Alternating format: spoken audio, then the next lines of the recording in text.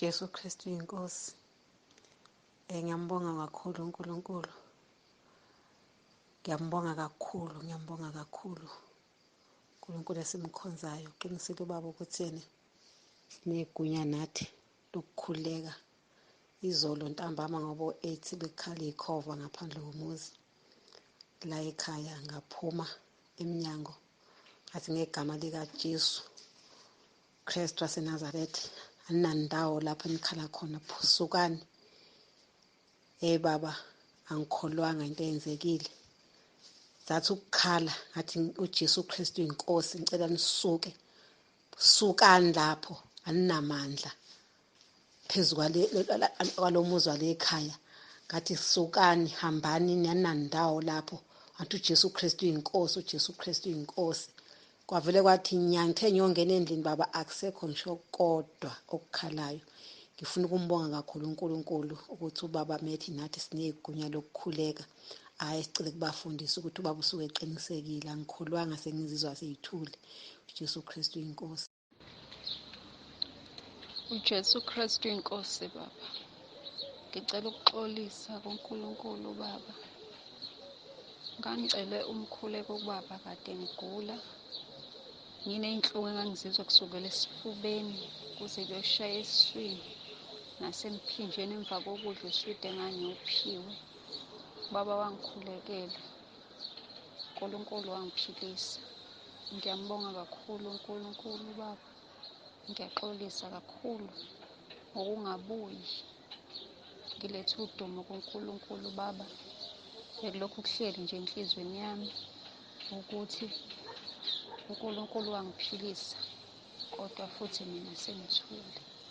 Jesu Kristu inkosi. Ngiyabonga. Jesu Kristu inkosi. Baba nomama. Siyabonga uNkulunkulu. Ngani baba. Yazi ngiyabonga kakhulu baba. Futhi ngiyabonga nangumama lo wangifaka lapha ekhaya leZwi. Angiphezi ukubonga. Ngempela angiphezi baba ukubonga. Ngoba wangifaka ekhaya lapho engizwa khona ukuthi ngithola ukuphumula kwenhliziyo. Ngilethe ubufakazi. Baba ngithe kulamalanga ngathumezela wangafaka umhama uskoni kimi ngesibongo. Ngathi akakangene la ekhaya leZwi akathole injabulo. Ngempela ukuthi ngekudala wangibonga ukuthi uyajabula ukuthola ubumnandi. Angazi-ke noma sokwakuthumezelela ubufakazi nala. Kodwa nje wathi impilo yakhe uyithola ingcono kabi sinsala kuleli khaya. Okulandela lapho ufakazi uthe kulelwa umzukulu wakhe. Ngathi kuye ngoba sengufakile egroupini akufonela ubaba. Kucela umkhuleko kubaba.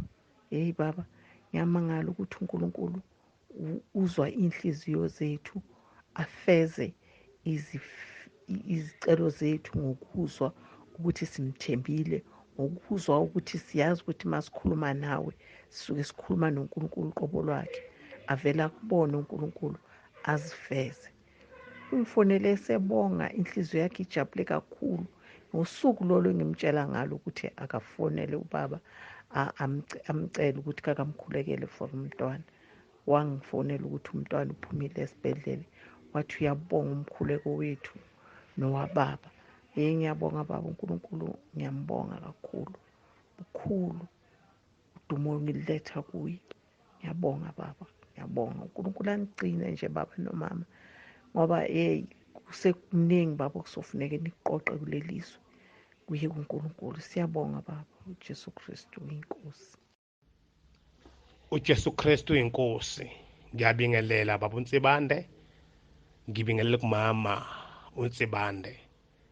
Ngibingelele eKhaya leZwi. Ngibingelele entabeni yendlu kaJehova iyabonelela. Ngicela baba ukubonga ungena emkhosini. esiphuma kuwo umkhosi wokubonga elithi kaNkulunkulu mbonge uJehova mphefumulo wami nakho konke phakathi kwami akubonga igama lakhe ngoba isitha asifuni kube sibonge kanti uNkulunkulu athanda ukusibonge. Bengibonga nje baba, ngiphinde ngibonge baba ubufakazi osinika bona obusho ukuthi uNkulunkulu wethu uNkulunkulu ozwayo futhi uNkulunkulu ophendulayo. Sibonge baba intshumayelo osipha zona nsuku zonke ezisakhayo kusilungele kubizwa ngabatwana bakaNkulunkulu. Ukubonga nje baba kuphela amandla kaNkulunkulu. Siyabonga simbonga uNkulunkulu ohamba nawe baba ngekhathi zonke. uJesu Kristu uyinkosi. Amen. uJesu Kristu uyinkosi, mgcotshwa kaNkulunkulu nomgcotshwakazi uMamtsibande nebandla lakho entabeni yendlu kaJehova kuyabonelela. Cha, namhlanje ngithi ake ngibonge nje intombi yakwaMkholokotho eyangifaka lapho eKhaya leZwi. Kumnandi ukuba seKhaya leZwi. Nawu ufakazi enginabo kuzosa kube namhlanje mhla ka-29 ngiphupha engathi ngixosha izinja. Lezi zinja mangiyixosha zingavumi ukuhamba kodwa zihambe zibuye zihambe zibuye. Ngithe ngizwa emva kwami kwakunomdumo engingawazi ukuthi uqhamukephi, kodwa lo mdumo lona ngawuzwa ukuthi umdumo ozongilekelela ekutheni ixoshwe lezi zinja lezi. Ngendlela ezibaleke ngayo zabaleka zahlakazeka, kwavuka izwi elithi ziyoqhamuka, amadimoni ayoqhamuka ngendlela eyodwa kodwa mayesehamba ayobaleka ngendlela eziyisikhombisa. Ngabona ngempela ukuthi cha, thina siseyingceku. Wena mfundisi uNsibande usugcotshiwe, umgcotshwa ngempela le ncazelo wawuyiletha iyavuka manje ngempela ukuthi wena ungumgcotshwa. uDavid angeke isandla sami silulukele kogcotshiweyo kaNkulunkulu. So nabafundi bakaJesu mabethunywa uJesu, amadimoni bayahluleka ukuwakhipha, okushuthi babe senobunceku. Kodwa uma sebegcotshiwe bazwakala oPetro sebethi asinalo igolide nesiliva kodwa ngegama likaJesu osigcobileyo sithi sukuma uhambe. So-ke ngiyambonga uNkulunkulu kakhulu ngawe mgcotshwa kaNkulunkulu. uNkulunkulu akuqinise, akuphinda kunikeze olunye ucobo lwesimangaliso, ngoba khona la siyakhona, khona into esisazoyibona, khona into ezisazokwenzeka esingazaziyo ezaziyo uNkulunkulu kuyogcina kuphi la kiwa khona, kodwa khona la kiwa khona egameni likaJesu. uNkulunkulu abe nawe. uJesu Kristu uyinkosi. Amen. uJesu Kristu inkosi baba Nsibande. Ngiyambonga uNkulunkulu. Baba, ngangicela umkhuleko womfana owayehlupha. Ngangena emkhulekeni we-14 days ngawuqeda. Ngiyambonga uNkulunkulu. uNkulunkulu uzambulile kimina kuwo konke, kodwa nje kuthena ngiwuqeda lo mkhuleko kwavele iWhatsApp wami angasasebenzi inyanga yonke. Ngangizoqeda mhla ka-27 March. Inyanga yonke uWhatsApp wami ungasebenzi, uqala ukusebenza izolo. So uNkulunkulu ngimbonile phakamisa amandla kumfana. Saya naye esontweni lephasika, sesibuya evikini lokuqala nje wathi ngiyaya esontweni nami. Ubeya ephasikeni kodwa ingangeni, kodwa kulokhu wangena. So uNkulunkulu ngimbonile amandla akhe. uNkulunkulu unamandla ngesimanga. Kuthe izolo sengithi ngiyothenga ifoni entsha ngenxa yokuthi angisakwazi ukulalela iKhaya leZwi. uNkulunkulu nje waveza umfana. Ngihamba nomntana wathi lo mfana uyakwazi ukulungisa amafoni, ovela wangilungisela. So uNkulunkulu ngiyambonga kakhulu ngeKhaya leZwi. Ngiwabonile amandla akhe, ngimbonile uNkulunkulu esiveze uNkulunkulu phakathi kwaleli khaya. Kunokuthula nje. Ngiyambonga uNkulunkulu. uJesu Kristu inkosi. uJesu Kristu uyinkosi, Mpostoli Dr. Ntsibande nomama namndeni wonke eKhaya leZwi nasentabeni yendlu kaSomandla kuyabonelelwa. Ngiletha nje ufakazi ukuthi nje ngiyambonga kakhulu uNkulunkulu ngokuba kuleli khaya iprotection ekhona. La ngihlala khona emqashweni bekade kuwafa kuyikhova kukhala ikhova ebusuku izinja ishaya umkhulungwane amakati ayakhala ebusuku. Hey uNkulunkulu kodwa usesenzela umusa sekunqamukile konke lokho kwaphela nyanga. uNkulunkulu wethu umuhle, siyambonga kakhulu uNkulunkulu wethu. Kwaphinda uNkulunkulu wethu ngathi ngibuye emkhosini wephasika entabeni yendlu kaJehova kuyabonelelwa, ngabuya ngahlaseleka kakhulu umkhuhlane kakhulu ngale ndlela ukuthi kwakunzima ngisho ukulala inhlangothi zingavumi, ngisho ukuvuka, ngisho ukugoba ngichama kungavumi, ngisho ukugoba ngichama. Ngase sengithi kwaba khona into ethi nje lalela inkonzo yangoLwesibili kababa kanti uyathandaza ukhulekela abagulayo. Ngalalela ngiguqile ade ngingakwazi ukusukuma, ade ngiqeda kuchama ngingasakwazi ukusukuma. Hayibo ngave sengathi ngilalela umkhuleko ngezwa nje ngilulama ngaleso sikhathi kuphela ubuhlungu kwasala einhlangothini. Ngase ngiba nesibindi ngasendela nje umzalwane ukhululiwe Mbatha engamthola lapha entabeni. Hawu wangambingelela nje wasesevese ngisendela indumiso ongayazi ethi uyinkosi yamakhosi, ethi sheshe ulalela izwi lakhe umvulele inhliziyo thana ngena Nkosi yami. Wadumisa lo mzalwane kwaphuma inyembezi ngavese ngezwa inhlangothi ebezikade zibuhlungu kungathi kugijima phakathi le ndumiso yahilisha inhlangothi zavese za-healed same time. Kanti nomkhuleko kababa ube siwanginika amandla ngavese nga-totally healed ngaleso sikhathi. Hayibo ngambonga uNkulunkulu ngathi hayibo ngamtshela ngathi hayibo le ndumiso injani enamandla impela. Indumiso ehlotshiswe ngobungcwele iyaphilisa. Umkhuleko ubaba senzela wona uyasiphilisa abangcwele. Ngaphinda ngaba nemicabango ngisemsebenzini kuleli viki ngithi nje i-TV license yabona nje ngizobe sengikhokhela isikweletu lesi esikhona bese ngiqeda lapho ngiyabafonela ngibatshela ukuthi angisenayo i-TV kuze bayikhansele ngisho ngiqamba amanga. Ubaba wavese wahlala phezu kwalokho wazothi nje mhlawumbe une-TV awuyikhokheli uyicala isono uNkulunkulu ngathi kodwa Jesu socashaphi ngoba impela uqinisile uDavid uthi ngisho singathatha ucansi lwabafileyo hayi wena Nkosi wena uNkulunkulu khona, ngisho singashona kuphi uNkulunkulu khona. uJesu Kristu inkosi bazalwane ngiyabonga. uJesu Kristu inkosi baba, ngiyabingelela siyaphila. Ngithi angiphakamise amandla kaNkulunkulu into asenzele yona thina ekhaya emndenini. Njengoba siphuma emkhosini wokubonga uNkulunkulu uye wathinta umfana wakithi omdala owawuthe baba simele ukuthi singene emkhosini sibangenele ngoba banalokhu kulwa bodwa. uNkulunkulu wenza isimanga ngendlela emangalisayo, useyibuyisela enkosini lomdala, bahlala phansi nalomncane babuyisana ekhaya sekumnandi kuyaphileka. Ngithi uJesu Kristu inkosi, ngiyabonga baba. uJesu Kristu uyinkosi nasekuseni. Baba Ntsibande, sibonga uNkulunkulu, siyaqhubeka njalo sibonga ubukhulu bukaJehova.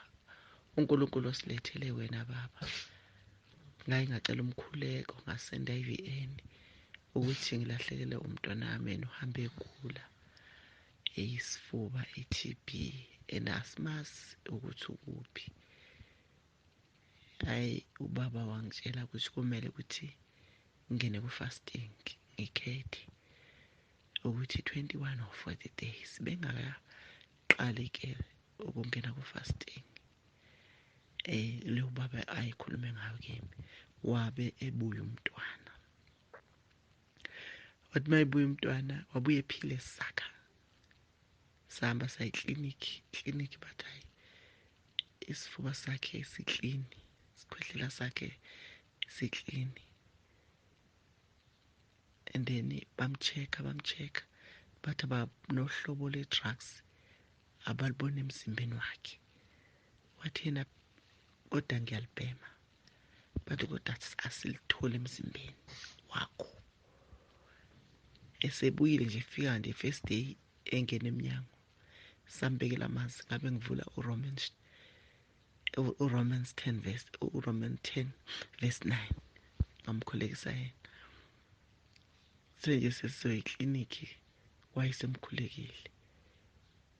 Lokho enganguthukile ukuthi uhambe egula edla amaphilisi e-TB. uNkulunkulu wangenzela umusa. Obuye umuntu nje eyiphilela namanje uyayiphilela uyawadla nje elawo maphilisi ngoba kuthiwa awadla aqede lezi inyanga zakhe bathi usiphilele. Ngiyambonga uNkulunkulu waseKhaya leZwi. Ngiyambonga uNkulunkulu wembethe umama ubaba Msibande. uNkulunkulu ambusise njalo, amgcina, amnikeze amandla, angaphelelwa uthando. Ufuna thini ubaba Msibande ukuthi simkhulekele? Ngaphandle kwethu akukho lamandla asiwafumana khona. Angithi laba abathwele bayazi ukuthi bayathola apha amandla, kodwa ubaba Msibande wathola kuthina amandla. Simcelela kuNkulunkulu. Siyabonga. Amen. Jesu Kristu inkosi. uJesu Kristu inkosi. Ekseni ngithi angibabaza amandla kaNkulunkulu. Ngimbonga kakhulu uNkulunkulu elithi izwi lakhe okungenzeki kubantu uNkulunkulu kuyenzeka. NgoLwesibili ngaya epost office ngiyokwelungisa ikhadi lokuholela abantwana ngoba seli-expayile. Ngathi ngafika nje kungasebenzi imishini offline. Kulokhu kubizwa abantu babuyiselwe eceleni, babizwe benze babuyiselwe eceleni ngoba ingavumi ukusebenza. Kwathi sekuyigemu yami ngavele ngathi nje uJesu Kristu inkosi, engazathi mina ngavele nje ngingabi nale nkinga etholwa abantu. Nangempela baba kwaba igemu yami ngaya kofaka isithupha. Akuzange kube khona izinto ezibuzwa eceleni, izinto ukuthi ngibuyisele eceleni. Kwavele nje kwathiwa ngi-right, izithupha zami zaba-right. Bamangala nabantu abangemva ebengiphambili kwabo ukuthi hawu kanjani ngoba bonke laba abamiswe eceleni kuthiwa i-network ayikho, umshini offline. Ngiphamisa nje amandla okumbonga uNkulunkulu ukuthi hayi okungenzeki kubantu uNkulunkulu kuyenzeka nje. Mesihamba sinethemba sithi uJesu Kristu inkosi, izinto ziyenzeka. Ngiyambonga kakhulu uNkulunkulu, ngiyambabaza egameni likaJesu Kristu waseNazaretha. Ngiyabonga ngithi uJesu Kristu inkosi.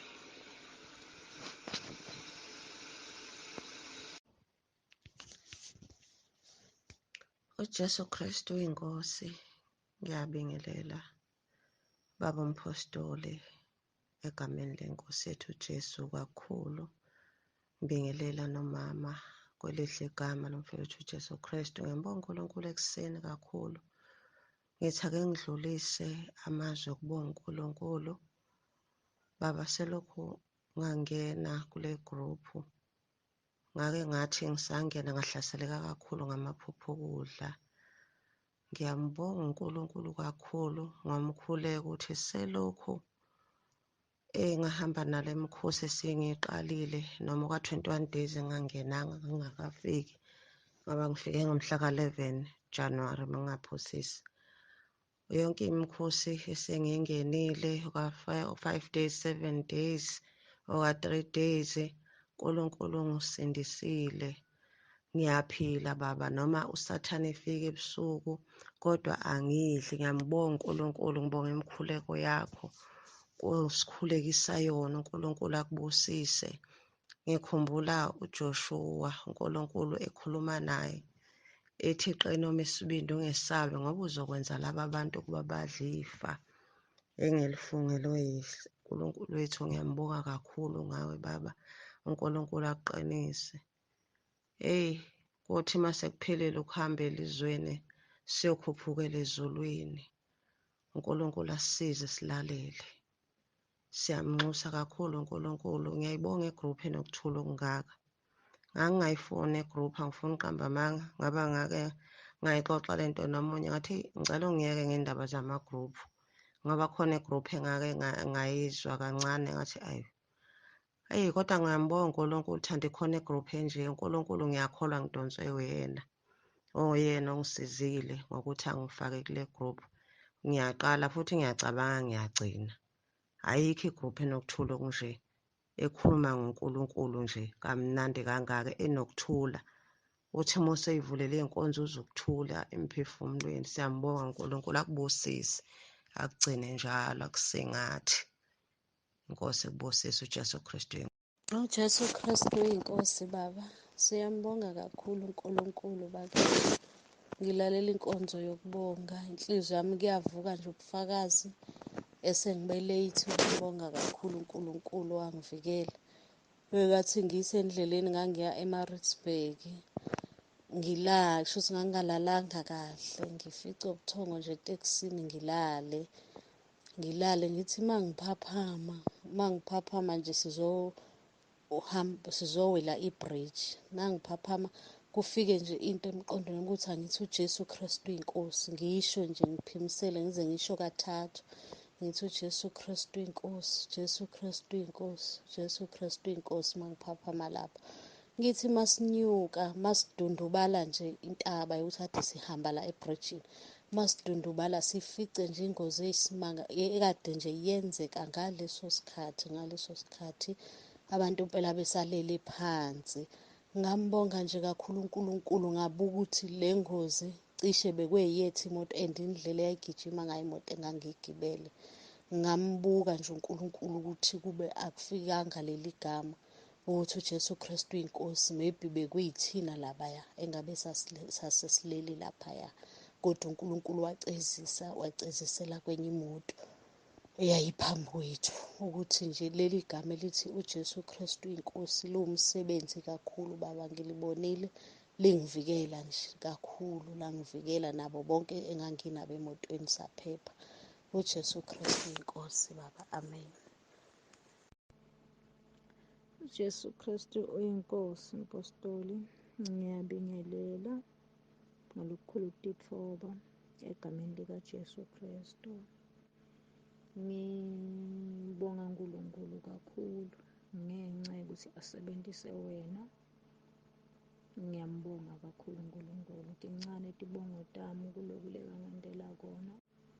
Ngiyangathi nangingena emkhosini waka-5 days lokubonga, libhande labe lingihlasela. Sengingade ukuthi kufanele ngente njani. Bathe ngiyathandaza libhande liketa ngemandla. Ngakhumbula ukuthi ukhona baba apostoli lo wabitwa nguNkulunkulu. Ngabe ngidonsa ifoni sengikhala, wangithandazela baba. Uthe kungithandazeleni kwakho ngisabuva lobuhlungu lebengibuva ngoba bekungalaleki, kungahlaleki. Ngathi nangithi ngiyalalela umkhuleko lo ngikhulekele wona, libhande lathula kushisa lekhathi, lathula leso sikhathi. Ngiyambonga kakhulu uNkulunkulu. Angadi ukuthi ngitobonga ngithini. Kukhulu loku langenzele kona. Tincane tibongo tami. Ngiyambonga kakhulu. Nyalo sekusele tibati kuphela la ngaphandle, kodwa lekhathi lokushisa nalobuhlungu lebengibuva baphela nedi nangiqedza kulalela umthandazo. Ngisudumo nenkazimulo lumfanele Jesu Kristu, kodwa mina lo wangifanele. Ngiyambonga kakhulu uNkulunkulu. Ngiyabonga ukuthi uvume babe ukuthi akubide akusebenzise, ngobe kube awukho kuba uvumanga futhi nanyalo ngabe solusigodla emahlathini thina labanye. Ngiyabonga egameni likaJesu ukuthi uNkulunkulu akakubiyele njalo nemndeni wonke wakaNsibande. Akuphe emalanga ekuphila, uchubeke netifundziso takho tiyasifundisa. Angadi ukuthi ngidawubonga ngithini. uJesu Kristu inkosi, amen baba. uJesu Kristu uyinkosi baba. Ngizwa nje izwi nje likhulumayo ukuthi ukuba nje abantu bonke bayaguqa ngisho emabandleni abo, ngabe ngiyajabula. Manje abantu abafuni ukumguqela uNkulunkulu ekubeni lamadolo esinawo sawanikezwa uNkulunkulu. Bese ngathi ngibona nje umuntu ophethe iBhayibheli oluvulile amaHubo 95 verse 6 kuya ku-8 angathi ngiyafunda. uJesu Kristu inkosi. Amen. Udumo kuNkulunkulu kweliphezulu nokuthula emhlabeni kubantu abathokozelwa nguye. Babunsibanda okubingelelayo, ngithi uJesu Kristu inkosi. Siyambonga uNkulunkulu kakhulu ngosuku asipha lona lanamhlanje oluhle kangaka. Kakhulu sibonga impilo ukuthi siyaphila. Ngoba kusikhona ukwazi nokuhlakanipha komuntu ukuthi uyaphila namhlanje. Kodwa ngoba uNkulunkulu uyavuma, uvumile ukuthi ngiphile nawe futhi uphile. Kwangathi-ke ukuphila kwethu singakusebenzisa ngendlela enenzuzo ezokwenza sizuze uma sizidlula emhlabeni. Ungakusebenzisa ukuphila kwakho ngendlela enenzuzo yokuthi ulahlekelwe uma usudlula emhlabeni. Athi-ke uJesu odela ukuphila kwakhe ngenxa yami uyakukufumana. So masideleni ukuphila kwethu, sithabathe isiphambano sethu, ilona lo yathabatha isiphambano sakhe imihla ngemihla azidela amlandela uJesu. Ngoba ngaphandle kwenkosi uJesu asilutho. Ngaphandle kwenkosi yethu uJesu asiyindawo. Ngaphandle kwenkosi yethu uJesu ayisimile nje. Kodwa-ke siyambonga uNkulunkulu osithandayo ukuba ngoJesu Kristu inkosi yethu sibe nalomusa esiwunikeziwe ukuthi sithiwe singabantwana bakaNkulunkulu. Athi umpostoli uJohane futhi siyibo. Athi akakabonakale sokuba yikho, kodwa bonke abanethemba elinjalo bayazihlambulula kuye njengokuba yena ehlambulukile. Uma unethemba mntakababa lokufana nenkosi uJesu uyazihlambulula. Wagcina nini ukuzihlambulula? Wagcina nini ukugeza? Wagcina nini ungixoxele? Awunuki nje kwelikamoya, phela umuntu ongagezi uyanuka la emzimbeni wenyama. Thathe nje u7 days amanzi ungawathintisa emzimbeni uzobona ukuthi kwenzakalani. Kodwa uma umuntu ogezayo uhlala ufresh nje, nakwelikamoya-ke kunjalo. Ugcine nini ukugeza? Sihlobo sami, mhlobo kaJesu, ugcine nini ukugeza? Hayi asidlule lapho. Ake ngiguqe sikhuleke. Baba ongcwele, baba olungileyo, siyazithoba phambi kobuso bakho, sibonga ukulondwa nokugcinwa. Ngiyacela ukuthi ukhulume ngomoya wakho ingcwele. Siyabonga ngakho konke okuhle osenzele khona. uJesu Kristu inkosi. Amen. Ayike sizofunda izwi lenkosi esilitholayo kwabaseThesalonika bokuqala chapter 5 siqala kuverse 16 sigcine ku22. Thokozani njalo, khulekani ningaphezi, kukho konke bongani ngokuba lokhu kuyintando kaNkulunkulu kuKristu Jesu ngani. Kukho konke bazalwane masimbonga uNkulunkulu.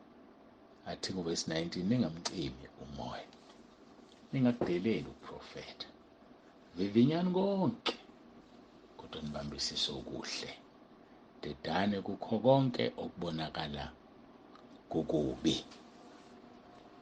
Kukho konke okubonakala kukubi deda.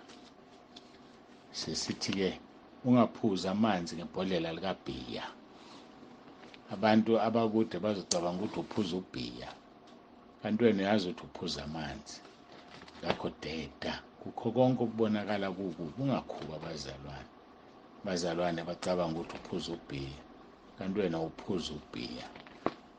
Phela ukuthi nje ufake amanzi ebhodleleni likabhiya, abantu bayakhubeka bathi usibani uphuza utshwala. Uphike ngokuthi uyazi uNkulunkulu mina ngiphuza utshwala. Kodwa labantu abakhubayo abacabanga ukuthi uphuza utshwala uzobathi nobazalwane deda, kukho konke okubonakala kukubi. Ake sivule izwi lenkosi siqhubeke namaHubo 103 siselokhu sikuyo uverse 2 angiyazi lento le kuqabene nje kuthe wena ubona isihlahla namagatsha aso isiqu esikhuluma ngaso abaseThesalonika bokuqala chapter 5 verse 16 kuya ku 22 isiqu leso sasesibamba igatsha elingihubo 103 uverse 2 leli gatsha noma le branch yasiholela kwawu2 ahlukayo icilongo levangeli ingoma number 118 phinde futhi saholeleka kumahubo 37 yayibona le ndaba kodwa konke kusuka esiqwini esisodwa kukho konke bongani ngokuba lokho kuyintando kaNkulunkulu ngalo sesifikileke kule gatsha esibranche ngaleli lodwa uverse 2 ngibonga uJehova mphefumulo wami ngakhohlwa imisebenzi yonke yakhe yomusa sibhizi-ke sikhuluma ngababi kusemqoka ukukhuluma ngababi ngoba through ukumazi umuntu omubi nokum-understanda isibuko lesikwenza uzibona ukuthi wena umubi noma umubi sigcine sikhuluma ngokuthi ababi bayobhubha uverse 20 izitha zikaJehova zinjengobuhle bamadlelo ziyakunyamalala zinyamalale njengentuthu ihubo 37 uverse 20 kodwa-ke ungiholela uNkulunkulu ukuthi angibuyele laphaya emuva kuverse 12 kwihubo 37 omubi uyamsongela olungileyo ngokubi angiliphinde omubi uyamsongela olungileyo ngokubi amgedlela amazinyo yabona makunomuntu okusolayo ngenxa yenkosi uJesu okuthukayo ngenxa yenkosi uJesu uthi uverse 13 inkosi yakumhleka ngokuba iyabona ukuthi usuku lwakhe luyeza yabona umuntu mayekuthuka umuntu esho konke akuthandayo inkosi yamhleka ngoba iyazi ukuthi usuku lwakhe luyasondela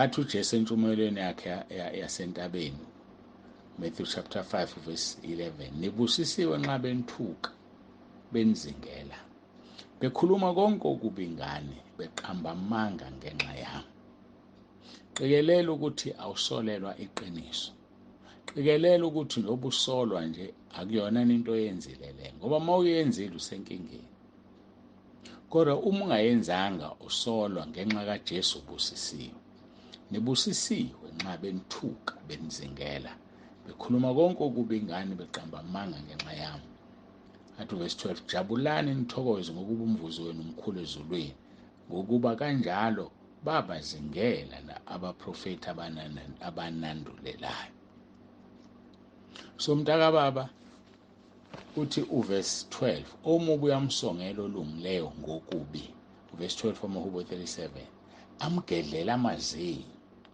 inkosi yakumhleka ngokuba iyabona ukuthi usuku lwakhe luyeza ngokudelela noma ngokusongela olungileyo ufast forward usuku lwakhe uyalisheshisa inkosi vele ihleke yazi kodwa uNkulunkulu uyisimanga uNkulunkulu wethu uyisimanga akaphindisi ngalesikhathi wena ufuna aphindise ngaso akakwenza okubi ngalesikhathi wena ufuna kwenza okubi kodwa vele ehleke yena ahleke abe sebona ukuthi usuku lwalomuntu luyeza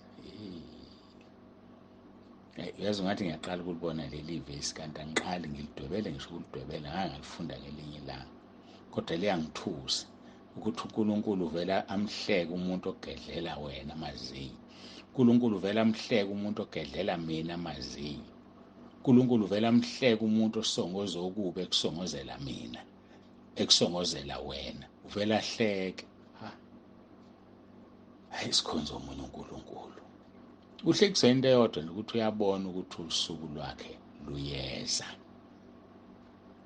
yini pho thina sithanda ukuphindisa yini thina sithukuthele sicasuke kanti uNkulunkulu uyahleka Mshumayeli 7 verse 9 lithi ungasheshi ukuthukuthela ngoba ulaka hlale efubeni zewuli. Bathanda abantu ukuthukuthela, but la uNkulunkulu akathukutheli makuhlukunyezwa olungileyo. Ma olungileyo egedlela amazinyo, ququdelwa amazinyo, gugudelwa amazinyo ukuthi ukubeka kanjani ngokweulimi isizulu segodi, kodwa ekugcineni konke God loves. uNkulunkulu uyahleka ngoba uyabona ukuthi usuku lwalomuntu luyasondela.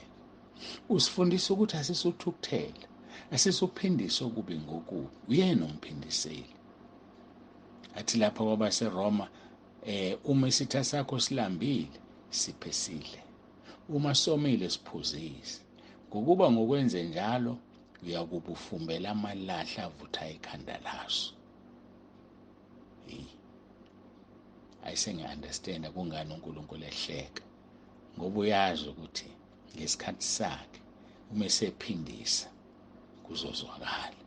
Hayi sakho, hayi sami. Sokathi uJesu masijabule, sibusisiwe. Lapho kuMatthew chapter 5, 11 and 12. Nibusisiwe nxa benithuka, benizingela, bekhuluma konke okubi ngani, beqamba amanga ngenxa yami. Okubi makungaqanjwa amanga khuluma iqiniso.